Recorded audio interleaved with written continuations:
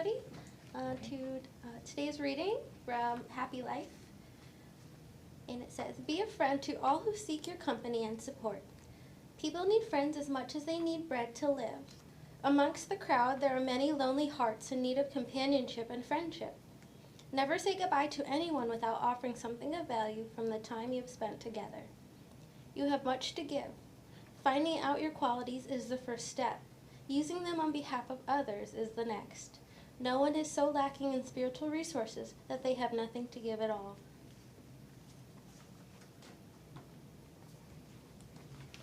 Thank you. What a wonderful way to start today. Clip this in here. Hopefully you can hear me okay. Good morning. It's wonderful to be here with you. Labor Day. I'm surprised you all are here, but I'm happy that you are.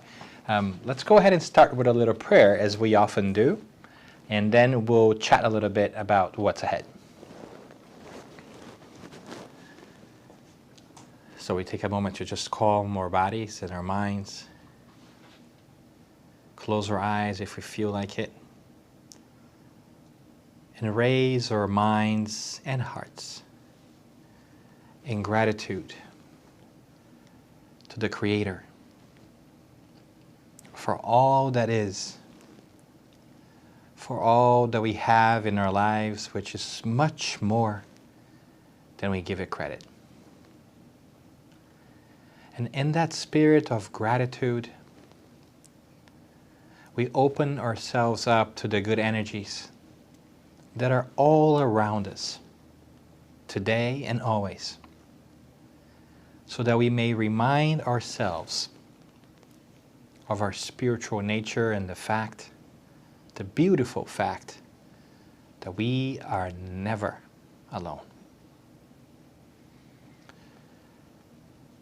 Reassured by the certainty that we are cared for, inspired and supported, we begin our activity today. So be it. Thank you, Vanessa, for those lovely words you read there for us. I think that they're so timely because, our topic today is Labor Day, work. Because guess what? It's Labor Day. So I figure it is a nice opportunity for us to reflect on a little bit about the times that we are living in and see how that may relate to us. And I think that there is a common thread here because many of us have been feeling tired and we could use a break. Many of us have had a rough couple of years, and sometimes we feel dissatisfied about things and we don't want to engage with what we were doing before. We don't necessarily want to do what we are doing. And we feel many times that there is some sort of void, some sort of potential that is untapped, something else that we could be doing, that the world could be doing to make things more meaningful. And it's not surprising in many different ways that some people feel like they are lost through life. They're just living day by day. They are just going from the day to the next, and all of a sudden time has passed and they wonder, why are they in the rat race, right? So Labor Day is a great time to reflect because it marks an important milestone as a society for us in our physical development. I think it started back in the 1880s when, after some labor wins, we decided as a society to shorten the amount of work we do in a day. Before Labor Day, the average was about 12 hours a day of work, 6 days a week. And now we have 8 hours of work, 5 days a week, substantially decreased, which gives us more time for us to rest, to engage in all wonderful things. But I hope it also help us reflect, right? In many different ways, Labor Day is also like the unofficial end of summer, right? We are getting to the end of summer, although it's very hot for us San Diegans today. For San Diego standards, I think the rest of the world is probably hotter than but we know we're spoiled, and today is a hot day for us. But it's also beginning the end of another phase, and I think that those two things, the idea of reflecting about work and also the passing of summer, brings a moment for us to really ponder about how do we move forward? What do we do, right? Yes, Labor Day is a time to enjoy and celebrate. Yes, let's do all of that too. It's very okay. But also take a moment to reflect about our lives and what's next, right? So I think that is ironic in many different ways that we celebrate Labor Day by not working, right? It's Labor Day, right? We should work harder during Labor Day because it's Labor Day. This is when we work. But we'll take it. We all need a break. But I think that the question that I ask myself many times is, what kind of work are we doing? Because you see, I think that sometimes we get trapped in our everyday lives, understandably, and we see work just as, I'm going to go to work, I'm going to make a paycheck, and then I'm done.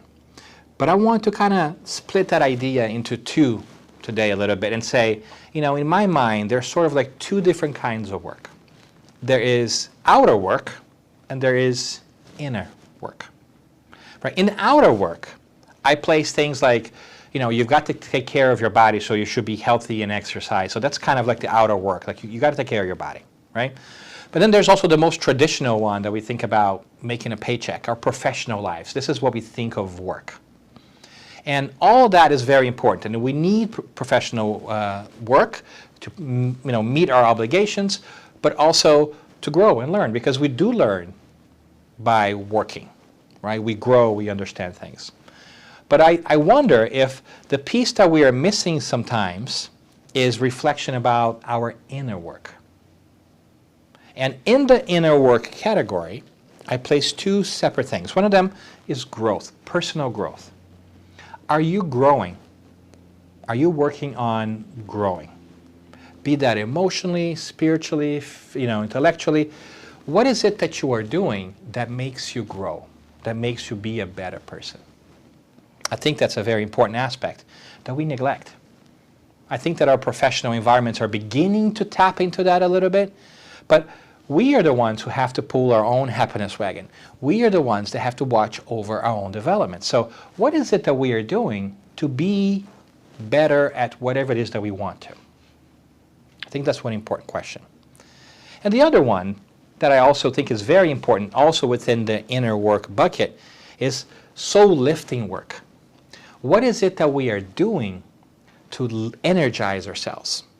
Because if we're only working on being healthy in our bodies, and we're only grinding out a professional work, and we're really busy with just learning more things and pushing ourselves, it can be very exhausting.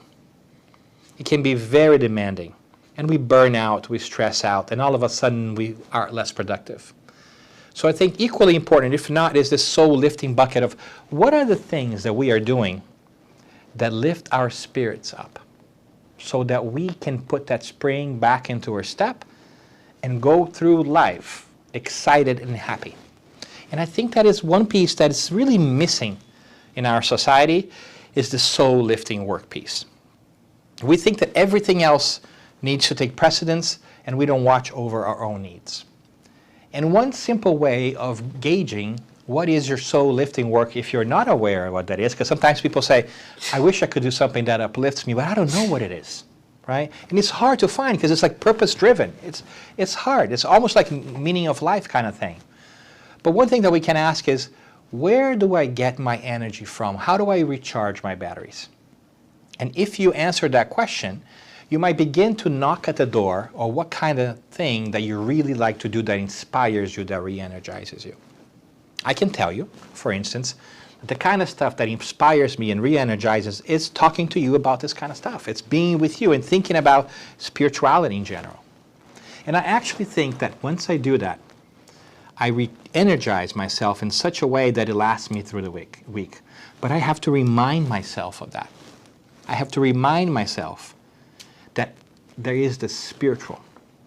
And I think that is why I like Spiritism so much, because it really helps me remind myself that the spiritual takes precedence and we are spiritual beings first. When and if I am able to sit into the mindset for a little bit, then my life transforms, because I know that my professional work is temporary. Today I'm doing this. Tomorrow I might be doing something else. And whatever it is I do in my professional life will not necessarily define who I am. I'm not a better or a worse person because of the paycheck that I make, or because the role I fulfill today in an organization. That's not who I am. But we make that mistake sometimes to think that success must equal professional success, only outer work success. Or success is having a really beautiful body. All those are nice, but without that inner work bucket, I think we get trapped in that cycle. And Spiritism really helps me lift myself up from that moment and say, hold on a second, I am an immortal being who is temporarily here on earth to learn and to grow, yes, to do work, but also to be happy. And so, when I'm able to zoom out, which by the way, it's kind of the purpose of rest, according to the good spirits in the Spirit's book, and we read the third part of the Spirit's book, have all those laws. There's one part that says law of work. And when you look at it, one of the questions is, can we rest? And the good spirits say, yes, you can. There's absolutely a law of rest too. And this is really interesting. They say that rest helps us, right, rest our intellectual side and also see things more creatively and rethink about things. So this period of rest is a really great one for us to take stock of what is it that we are doing and decide if that's something that we want to continue to do, stop doing, do less of, or do more of. So it's good to take that stock, to ask those questions. What should I stop doing? What should I start doing? What should I do less of? What should I do more of? And Spiritism is really inspiring in that way. Because once we think about us as spiritual beings, then that pressure we may put on ourselves to perform our professional job or to do this or do that may all of a sudden shift. Shift towards something else that excites you. And I think that is the challenge of our times. How do we shift our own preconceived notions, the way that we think, into ways that are more fulfilling for us and helpful to society? How do we break these patterns that we have constructed somehow out in the world and we have accepted as true, that we must be successful only if we have a high-earning job or people are catering to our egos? Because we know that after this lifetime, when we pass, we will not take those things with us. We cannot possibly take our positions and our money with us. That has nothing to do with who we are. That's a temporary matter. But what we do take with us is our own satisfaction with what we have done and who we are working on to become. So who is it that we are working to become? If we have goals in our life to achieve a certain level of success at work or have this kind of body, what kind of goals are we setting for ourselves when it comes to becoming a better human being or being fulfilled by what we do? You see, there is an interesting piece of advice I got from a coach about a year or two ago. I thought it was really fascinating because it speaks to the shift.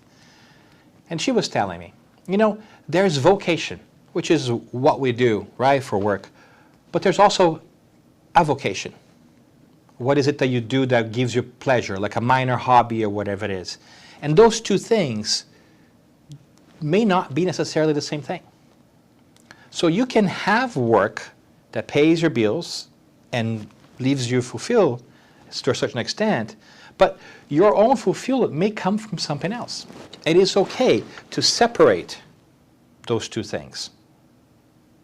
And that sometimes is tricky for us. It's tricky for us to remember that. So, during Labor Day, I hope that we may take a pause to reflect on what is it that we want to do with the rest of our lives and the lives that are to come. What are the changes and shifts that we may want to do right now in thinking and in doing so that we may get closer to what we ultimately want, which is to be fulfilled and happy and find ourselves meaningful. How are we getting closer to that? And I think that Spiritism is uniquely poised to help us because it reminds us every single day, if we want to, that we are more than meets the eyes. That what you see today is a physical body, but that's not who I am. That's not who you are. And that gives us a chance to change every single day if we want to. Every single day we can do something new, we can do something that speaks to our souls, that changes for the better. So if we are going to put some pressure on ourselves, and sometimes we do that, let's redirect that pressure to finding things that uplift our souls and help us grow. Let's focus more on inner work than outer work. Of course, it's also very okay to enjoy the weekend, spend time with friends and family and rest a little bit, because that's really important. But if we can, let's also make some time for reflection today, this week, next month, or whatever it is, and come up with a plan that speaks to our souls, that speaks to our hearts, and helps us bring a little bit of joy into this world. So I hope that everyone has a wonderful Labor Day of rest, of reflection, of pondering and shifting our perspectives to what is it that we want to do and become when we walk out of these rooms, walk out of these doors, and go into our everyday lives. Because I am sure, beyond the shadow of a doubt, that you are loved beyond your recognition.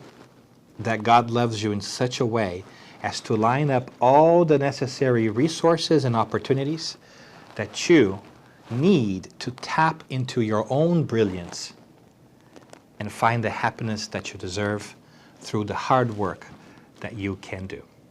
So thank you for being here with us. We are going to go into a little meditation, and I hope to see you again next week, in person or virtually.